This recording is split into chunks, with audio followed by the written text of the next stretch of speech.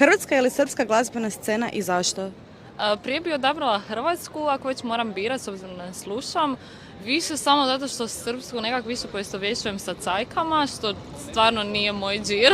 Srpski rap je puno razvijeniji. Srpski reperi su, ne znam, imaju puno bolje rime, ima ih više. Ali budući da sam Hrvat, više slušam hrvatske. Srpska zato što ima više izvođača i bolji su od naših.